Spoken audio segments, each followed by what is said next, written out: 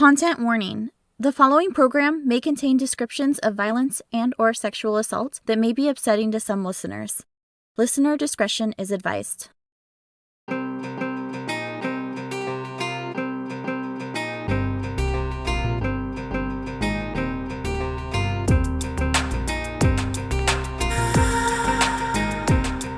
The upper left corner of the United States is full of stunning scenery.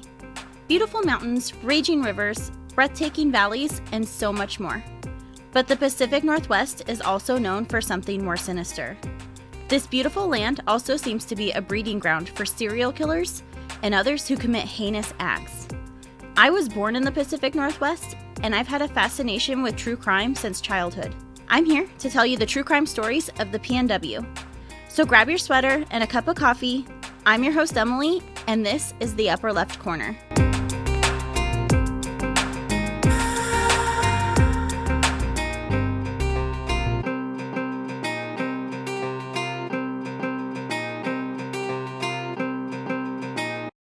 Today, I'll be telling you the unsolved mystery of D.B. Cooper. This case was suggested on Instagram by my listener, Hayden. Thank you, Hayden. Let's head to our PNW town profile. Ariel, Washington is an unincorporated community in Cowlitz County, Washington. Ariel is located 11 miles northeast of the city of Woodland along Washington State Route 503, north of the Lewis River and on the northwest bank of Lake Merwin. Ariel is best known for its celebration of D.B. Cooper, which occurs at the store/tavern every year.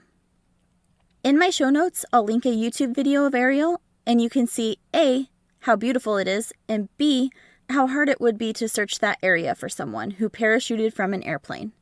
Now on to the case.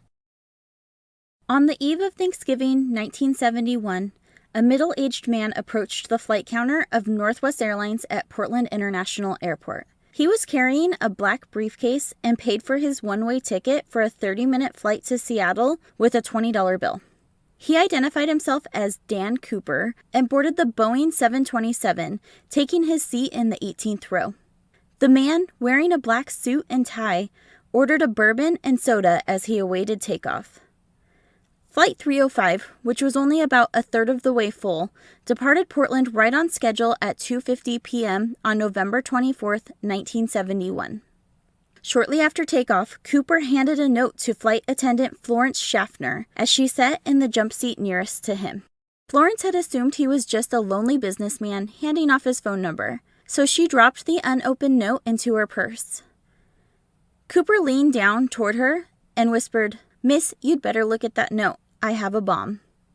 She opened the note that was printed in neat, all-capital letters with a felt-tip pen. Its exact wording is not known because Cooper later grabbed the note back, but Florence recalled the note said that he had a bomb in his briefcase.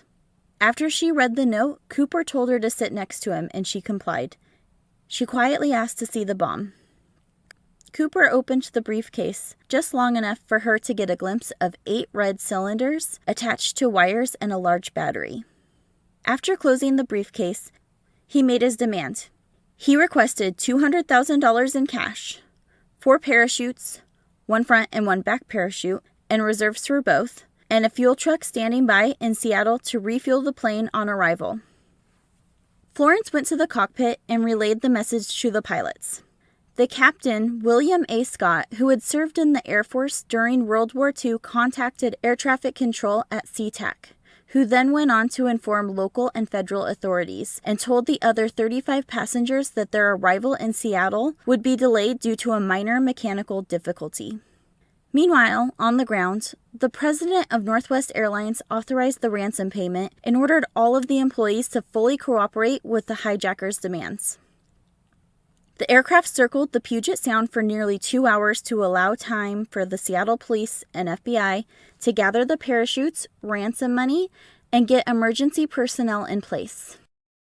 Back in the air, during the laps around the area, the flight attendants took note that Cooper seemed familiar with the Seattle area. He was able to correctly point out Tacoma and mentioned that McCord Air Force Base was only a 20-minute drive from the SeaTac airport. The flight attendants described his demeanor as calm, polite, and well-spoken.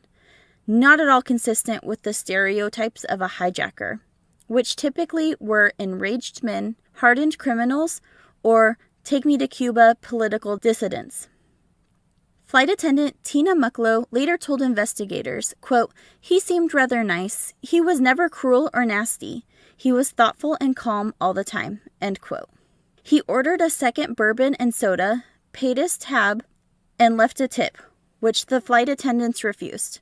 He also offered to request meals for the flight crew during their stop in Seattle as a part of his demands.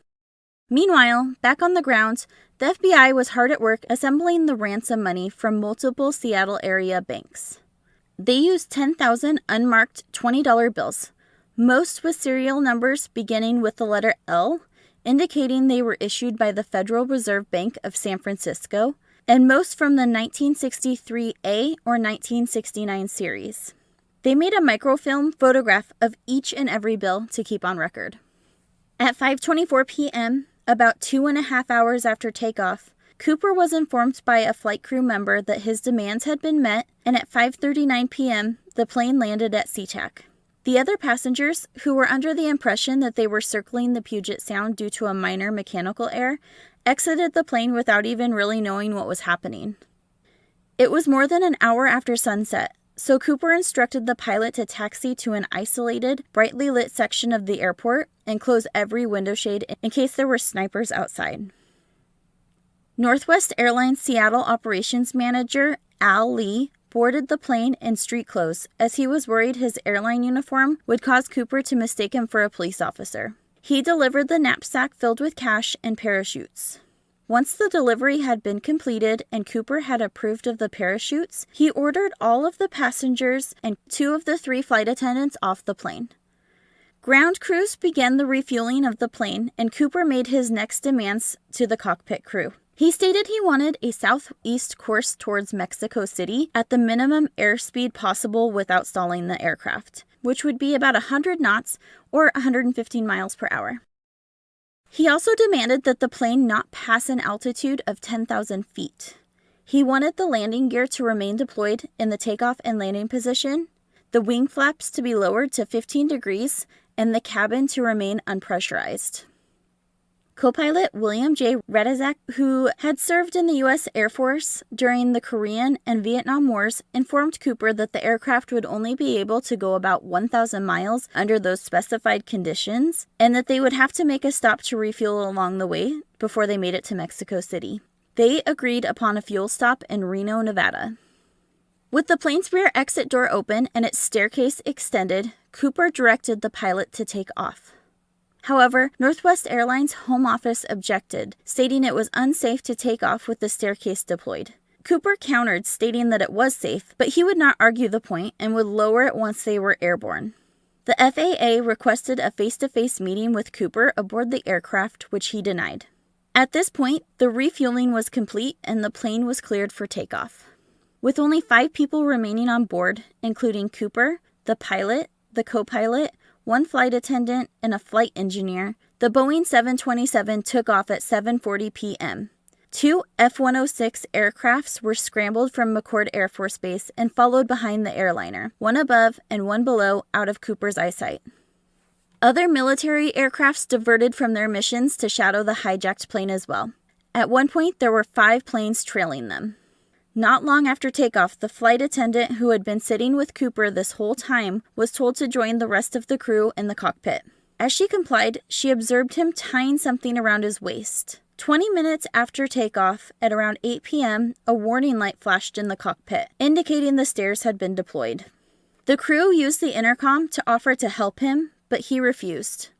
Then there was a change in cabin pressure, which is an indication that the door had been opened. At approximately 8:13 p.m., the tail section of the plane suddenly jolted up, to the point that trimming was required to level the plane. This indicated that was the point at which Cooper had jumped. At about 10:15 p.m., pilot Scott and co-pilot Radazak safely landed the 727 at the Reno airport with the stairs still deployed.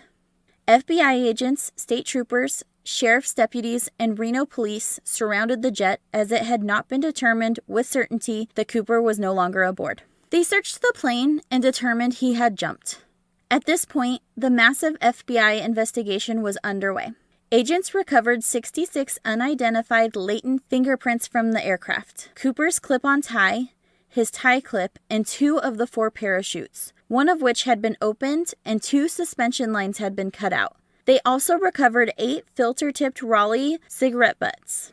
The info that they had the tie and tie clip was not announced to the public for almost 20 years, and the cigarette butts were lost at some point after the hijacking. They would not have been a big deal to the investigation at the time, but with DNA advances, those absolutely could have made a difference in solving this case. So it is unfortunate that they were lost.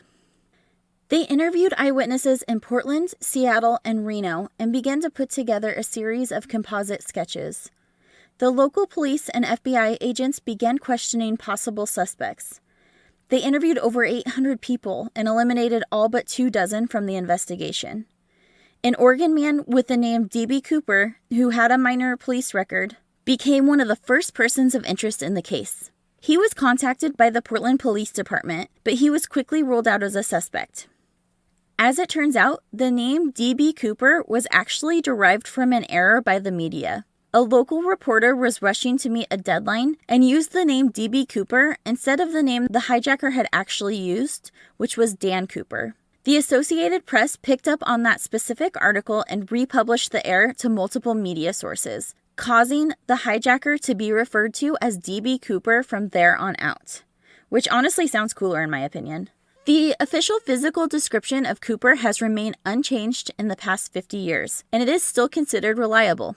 Flight attendants Florence Schaffner and Tina Mucklow were interviewed separately on the night of the hijacking and gave nearly identical descriptions of a man who was around 5'10", 180 pounds, in his mid-40s, with close-set piercing brown eyes and swarthy skin.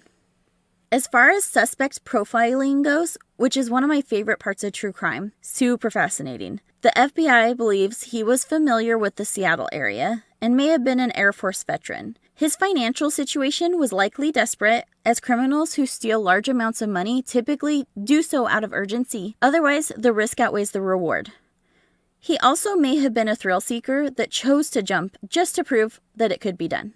Agents also theorized that Cooper took the alias from the Belgian comic book series featuring Dan Cooper, who took part in heroic adventures including parachuting.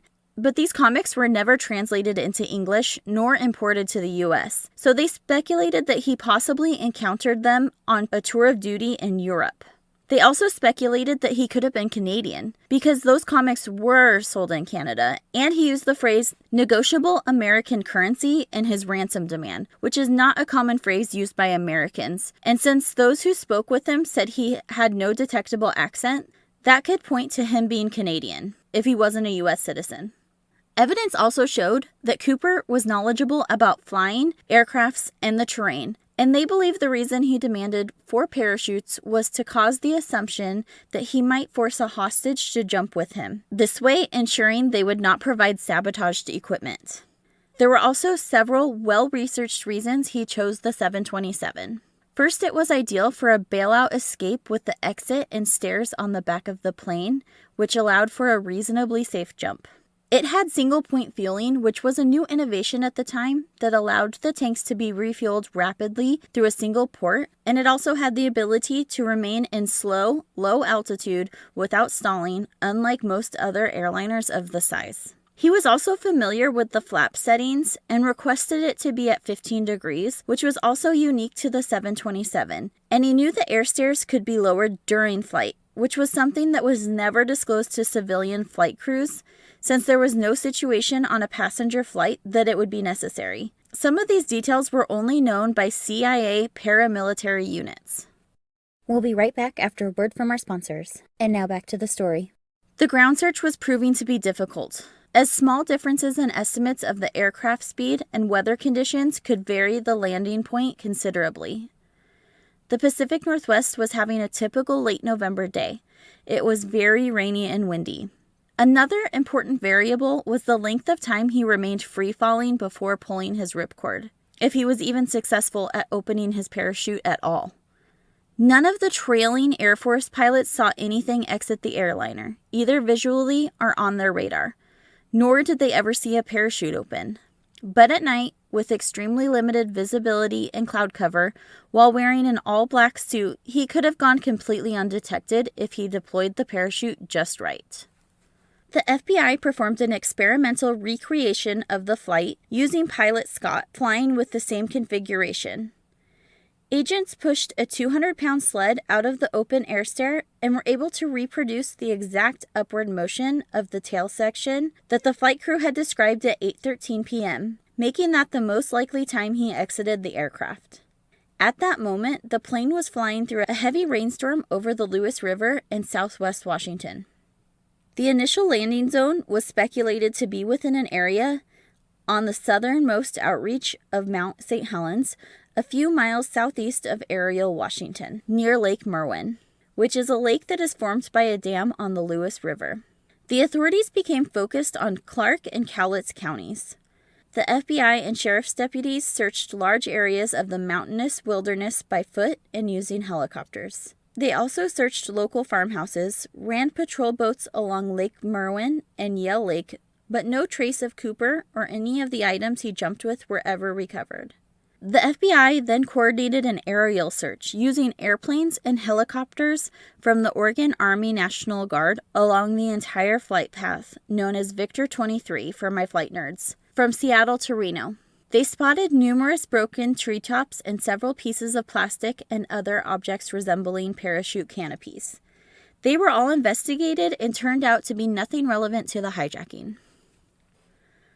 After a few months, the spring thaw came in early 1972, and teams of FBI agents aided by 200 Army soldiers from Fort Lewis, along with Air Force personnel, National Guardsmen, and civilian volunteers, completed another thorough ground search of Clark and Cowlitz counties. This extensive search lasted for 18 days in March, and an additional 18 days in April. A marine salvage firm called Electronic Explorations Company used a submarine to search the 200-foot-deep Lake Merwin, but nothing came from any of these searches. That spring, 2 local women stumbled upon remains in an abandoned structure in Clark County. The skeletal remains were later identified as Barbara Ann Derry, a teenage girl who had been abducted and murdered several weeks prior. I have Barbara's sad case on my list. She is a suspected victim of serial killer Warren Forrest, who has been in prison for murder since 1974, for murdering another young woman. However, more and more cases are being connected to this guy through DNA. After one of the most extensive search and recovery operations in U.S. history, there was no significant evidence found related to the hijacking. Aside from the ground and air searches, the FBI distributed lists of the ransom serial numbers to banks, casinos, racetracks, and other businesses that routinely conducted large cash transactions, and also to authorities around the world.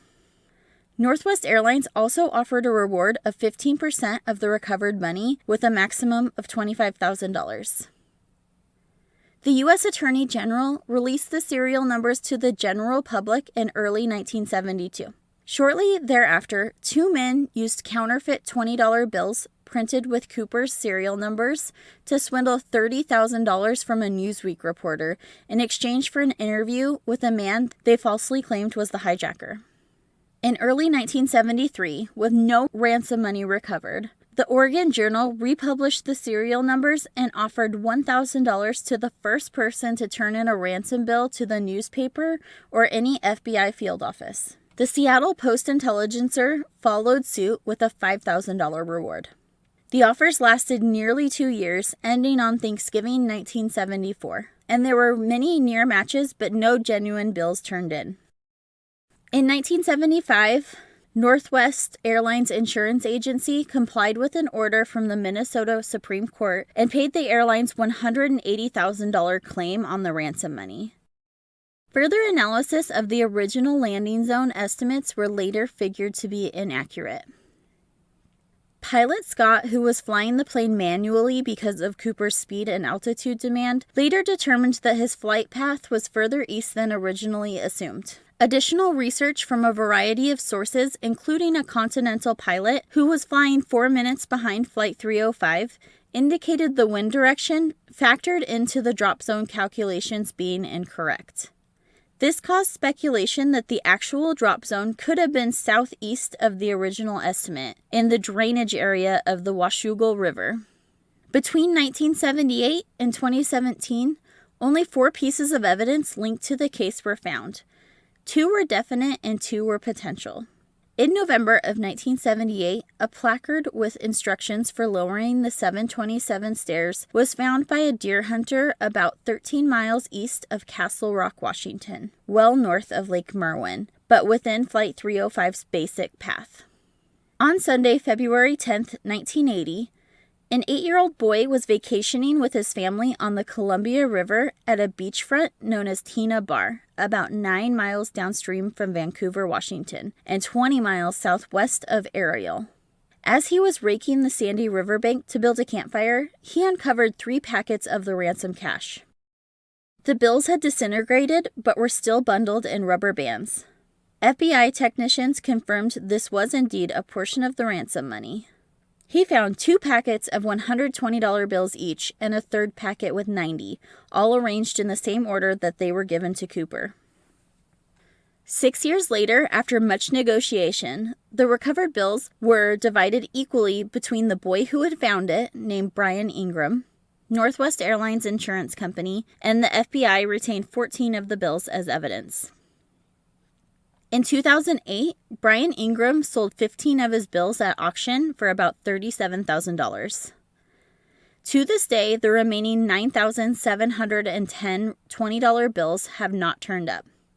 In 2017, a group of volunteer investigators uncovered what could be potential evidence in this case, which was what appeared to be a decades-old parachute strap in the Pacific Northwest, followed by later that year a piece of foam that is suspected of being part of Cooper's backpack. In late 2007, the FBI announced they had a partial DNA profile that was obtained from 3 organic samples found on the clip on the tie in 2001. However, they acknowledged there is no way to confirm they belong to the hijacker. They also disclosed that Cooper had chosen the older of the 2 primary parachutes he had been given, rather than the technically superior professional sport parachute, and that of the 2 reserve parachutes, he selected a dummy with an inoperative ripcord that was only used during skydiving lessons on the ground, even though it had clear markings identifying it as non-functional. The 2 he left behind were cut up, and the cords were used to fasten the money to himself. Now let's get into suspects. The FBI has processed over 1,000 serious suspects, including publicity seekers and deathbed confessors, but nothing more than circumstantial evidence has ever implicated anyone. So here we go. We'll start with Kenneth Peter Christensen. In 2003, a Minnesota resident by the name of Lyle Christensen watched a documentary about the hijacking and became convinced his brother Kenneth, who died in 1994, was Cooper. He repeatedly attempted to convince the FBI and the author/film director, Nora Ephron, who he was hoping would make a movie about it. And he even hired a private investigator who in 2010 published a book insinuating that Christensen was the hijacker. Here is the circumstantial evidence that he might be our guy. Christensen enlisted in the Army in 1944 and was trained as a paratrooper. The war ended by the time he was deployed in 1945, but he did make occasional jumps while he was stationed in Japan in the late 1940s. He joined Northwest Airlines in 1954 as a mechanic in the South Pacific, and he also became a flight attendant and then a purser based in Seattle. Christensen was 45 years old at the time of the hijacking, but he was only 5'8" and 150 pounds, and was much lighter complected from the witness descriptions. He was a smoker and a bourbon drinker, as was the hijacker, and he was left-handed. It is speculated that the hijacker was left-handed, as his tie clip was applied to the left side. When one of the flight attendants was shown a picture of Christensen, she said he did resemble her memory of the man, but did not conclusively identify him. Christensen had reportedly bought a house with cash a few months after the hijacking. While dying of cancer in 1994, he told his brother, quote, "There is something you should know, but I cannot tell you," end quote. I have 2 brothers, and if either one of them said that to me, I would have a lot of follow-up questions. After his passing, his family members discovered gold coins and a valuable stamp collection, along with over $200,000 in his bank accounts. They also found a folder of news clippings from Northwest Airlines news starting in the 1950s that stopped just before the date of the hijacking, even though the hijacking was the biggest news story from the airline's history. He continued to work part-time for the airlines for many years after 1971, but never clipped another Northwest Airlines news story. Research by my friends, the web sleuths, later found proof that he did indeed carry a mortgage on that home, and he paid it off in 17 years, which is still pretty impressive. The web sleuths uncovered proof that he had sold off almost 24 acres of land for around $400,000 right before his death, which would account for the large sum of money in his bank account. The FBI stands by its position that Christensen cannot be considered a prime suspect. Next suspect. Richard McQuaid Jr. boarded a Newark to Los Angeles flight on April 7, 1972, using a fake name. Shortly after takeoff, he demanded $500,000 and 4 parachutes. He said if he didn't receive these items, a seasoned skydiver and helicopter pilot would bomb the plane. The 727 landed and refueled, and the passengers were exchanged for the cash and parachutes. En route to the next destination, he jumped from the rear stairs. This went down less than 5 months after the D.B. Cooper incident, leading many to suspect that it might be the same culprit. 3 days later, Richard McQuaid Jr. was arrested and eventually convicted of air piracy and received a 45-year prison sentence. However, on August 10, 1974, he hijacked a garbage truck while in prison and escaped. 3 months later, he died in a shootout with the FBI. We'll be right back after a word from our sponsors. Next suspect. Jack Kofelt was a con man, ex-convict, and possible government informant who claimed to be a confidant to Abraham Lincoln's last undisputed descendant. In 1972, he began claiming he was Cooper and attempted to sell his story to a Hollywood production company. He claimed he landed near Mount Hood, just southeast of Ariel, injuring himself and losing the ransom money in the process.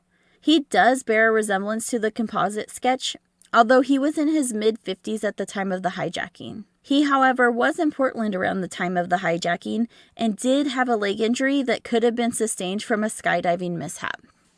Kofelt was interviewed by the FBI on multiple occasions, and each time his story differed in several details that had not been made public. Therefore, they ruled he was probably lying.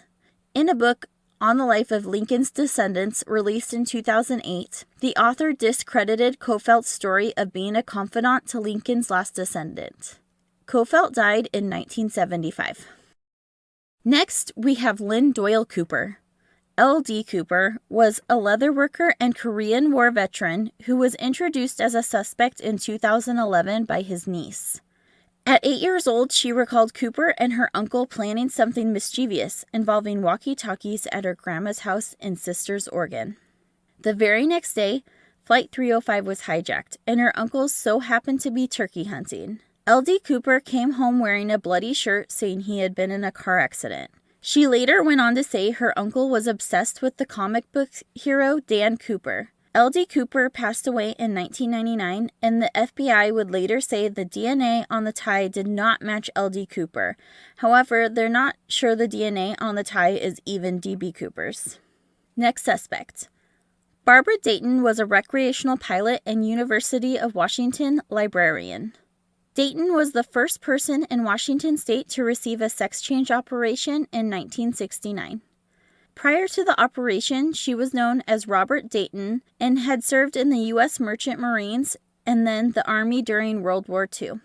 After being discharged from the Army, she worked with explosives in the construction industry and aspired to be a professional airline pilot, but could not obtain a commercial pilot's license or be hired by an airline due to the discriminatory rules surrounding her sex change.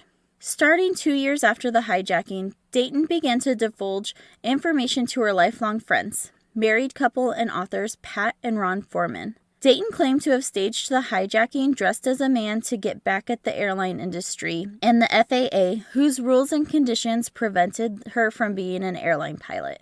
Barbara Dayton was said to have been a highly skilled pilot, parachutist, and showed a fearlessness that bordered on reckless. In addition, she was a talented machinist and an explosives expert. All of these are traits that were shown during the hijacking. She told the foremans that she hid the money in a cistern near Woodburn, south of Portland, and never spent any of it because it was more about revenge and making an airline pay for their discrimination and not about the money. There is a statute of limitations on hijacking charges. However, the FBI had quietly found a way around this by charging the person as unknown, basically placing a hold on the charges so they could be pressed at any time down the road should they identify D.B. Cooper. Once this information was made public, Barbara recanted her story. The FBI has never publicly commented on Dayton, who died in 2002.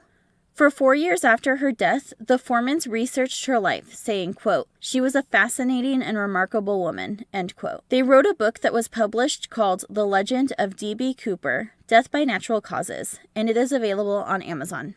And here's the last suspect I'll tell you about. In November of 2018, the Oregonian published an article that identified William J. Smith of Bloomfield, New Jersey, as a possible suspect. The article was based on research from a U.S. Army data analyst who sent his findings to the FBI in mid-2018. Smith was a New Jersey native, a World War II Navy veteran, and would have been 43 at the time of the hijacking. During his military service, he volunteered for combat aircrew training, citing his desire to fly. After the Navy, he went on to work for the Lehigh Valley Railroad and was affected by the Penn Central Transportation Company bankruptcy in 1970, which was the largest bankruptcy in U.S. history up to that point. He lost his pension, and it is theorized that he had held a grudge with the transportation industry. Also, in his high school yearbook, there was a list of alumni who had been killed in World War II, and it lists an Ira Daniel Cooper, possibly the source of the hijacker's given name. The analyst also found that Smith's naval aviation experience would have given him the knowledge of both planes and parachutes, and his railroad experience would have helped him find railroad tracks and hop on a train to escape the area. He also had a close friend from New Jersey who was stationed at Fort Lewis. Smith retired as a yardmaster for Conrail, and on their website they had a picture of him, and it looks shockingly similar to the composite sketch. The FBI responded to media requests on Smith by saying it would be inappropriate to comment about specific suspects. He passed away in 2018. There are so many good suspects. There were so many that I didn't even get into because we would be here all day if I did. I think the biggest mystery is this. Did he survive? Get ready for some whiplash as I talk myself into and out of the demise of D.B. Cooper. The FBI did an extensive search for men who were reported missing after the hijacking and came up empty-handed. This would suggest that Cooper chose Thanksgiving Eve to pull off the hijacking, have a 4-day weekend to hike out of the woods, make it home, and return to work or his normal life by Monday before anyone would notice he was missing. Surely, if he had died from the jump, someone would have eventually noticed him to be missing and report it. The FBI, however, was skeptical of Cooper's skydiving skills and experience. They originally thought he was an experienced jumper, possibly even a paratrooper. However, after several years, they concluded this was just not true. No experienced skydiver would have jumped in the pitch-black night, in the rain, with 172-mile-per-hour wind in his face. He jumped wearing loafers and a trench coat, which was completely inadequate for the jump, and also for the hike out of wherever he would land. He also missed that his reserve chute was for training and had been sewn shut, something an experienced skydiver would absolutely notice. He also failed to bring a helmet, which is step number 1. He chose the inferior primary chute that he could not maneuver in any way in November when the temperature was supposedly 15 degrees at 10,000 feet, with no protection against the wind chill. Even if he did make it to the ground, he would be in a soaking wet suit and loafers in the middle of who knows where. This caused the FBI to speculate from the beginning that he did not survive his jump, and that he probably never even got his chute open. There would be lots of reasons for a body to not turn up in this area. If his parachute did not deploy, how do I say this? There would not be much left of him to find. This is also a heavily wooded area where he could have landed in trees and gotten stuck. Also, there's lots of wildlife activity, and that could be the reason no remains were recovered. But again, if he did pass away, I feel like there would be a missing person connection. In the aftermath of the Cooper hijacking, it was the end of unscrutinized commercial airline travel. The following year, the Federal Sky Marshal was initiated, and even so, there were 31 hijackings committed in 1972. 19 of them were trying to extort money, and the rest were mostly attempts to reach Cuba. In 15 of the extortion cases, the hijackers demanded parachutes. At the beginning of 1973, the FAA began requiring airlines to search all passengers and their bags. This caused several lawsuits, citing it was a violation of the Fourth Amendment, but federal courts ruled that they were acceptable when applied universally and when limited to searches for weapons and explosives. That helped deter hijackings, with only 2 attempted hijacks in 1973, both by psychiatric patients, one who intended to crash the plane into the White House to kill President Nixon. And then there were the changes to the aircraft itself. After so many copycat attempts in 1972, the FAA required that all Boeing 727s be fitted with a device called the Cooper vane that prevents lowering the stairs during flight. Also, peepholes became mandated in all cockpit doors so that the crew could observe passengers without opening the door. The hijacked 727 aircraft continued to take to the sky. In 1978, Northwest Airlines sold it to Piedmont Airlines, where they re-registered it as N838N and continued to use it for domestic carrier service. In 1984, it was purchased by the charter company called Key Airlines, and they re-registered it as N29KA. Key Airlines went under, and the plane was then incorporated into the Air Force Civilian's charter fleet that shuttled workers between Nellis Air Force Base and the Tonopah Test Range during the top-secret F-117 Nighthawk development program. In 1996, the aircraft was scrapped for parts in Memphis. Next crazy twist in this story. This one has all the twists and all the turns. In April of 2013, the owner of the skydiving school that furnished the 4 parachutes that were given to Cooper was found dead in his home in Woodinville, Washington. His name was Earl J. Cossey, and his death was ruled a homicide by blunt force trauma to the head. The killer remains unknown. Some commenters alleged possible links to the Cooper case, but authorities have stated they have no reason to believe that a link exists. And Woodinville officials later announced that they believe burglary was the most likely motive for the crime. D.B. Cooper's bold and adventurous crime inspired a cult following. There are restaurants and bowling alleys in the PNW that hold regular Cooper-themed promotions and sell souvenirs. A Cooper Day celebration has been held at the Ariel General Store and Tavern each November since 1974. In 2020, John Dower made a documentary called The Mystery of D.B. Cooper, and it is currently streaming on HBO Max. In January 2021, Rolling Stone published an article with flight attendant Tina Mucklow, who has never given an interview before. She told her story from that day. She was the newest member of the flight crew and was minding her business as a galley girl when she realized what was going on. She was the one who sat by him for most of the flight and did most of the communicating. She was also the flight attendant that was left on the plane from Seattle to Reno. She held it together until she was off of the plane and in the car with the co-pilot and an FBI agent. She broke down at that point. She continued on as a flight attendant for 10 more years after the hijacking, at which point she retired and entered a monastery as a nun. This move caused speculation for years and years. Rumors that swirled went from maybe Cooper had done something to her to maybe she was in on the hijacking. Her silence and the internet caused this situation to worsen over the years. She's had people knock on her door, sit outside her house, and she's been hounded by the press. According to the article, she says a very prominent journalist on the story got angry with her for not talking and wrote about her, saying she was a social isolate, quick to anger, bitter, a recluse, fragile, a wounded woman, and traumatized in one single blog post. No wonder she never wanted to talk to the media. She said in 1993 she left the monastery went back to school for social services, and has been helping people in the Eugene, Oregon area ever since. She is now 71 and recently retired. She's waiting for the COVID pandemic to slow so she can get back to volunteering at the soup kitchen.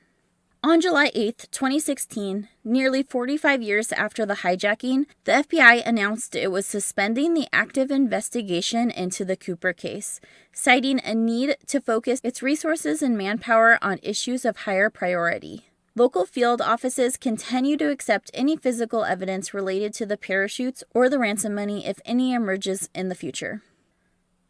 The 60-volume case file of the investigation is preserved for historical purposes at the FBI headquarters in Washington, D.C.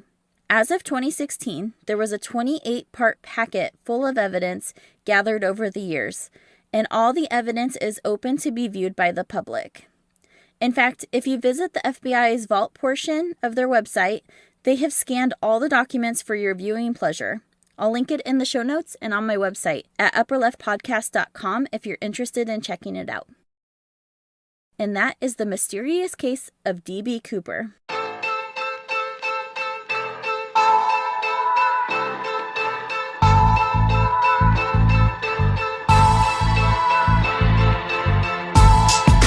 This week's PNW wine I paired with my true crime is another delicious bottle from 14 Hands Winery. My neighbor gifted me the Hot to Trot White Blend after my 7-year-old agreed to cat sit, and then the cat went MIA during the snowstorm. My son and I found her safely hiding in the garage in mint condition, and I was rewarded with a spirited white wine that reveals vibrant aromas of white stone fruits and citrus, and mouth-watering flavors of fresh apple, pear, and melon. This is one of my go-to wines, and I have a neighbor who knows it. Cheers, and thanks for listening.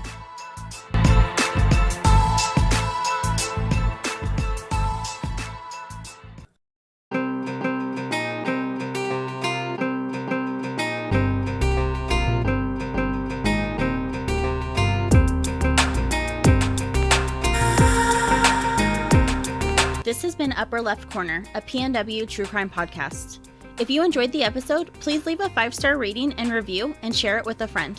All of the sources for this episode are listed in the show notes and at upperleftpodcast.com. While you are there, check out the Support Victim Causes tab to find the way you can help the victims' families, or take a peek at my merch.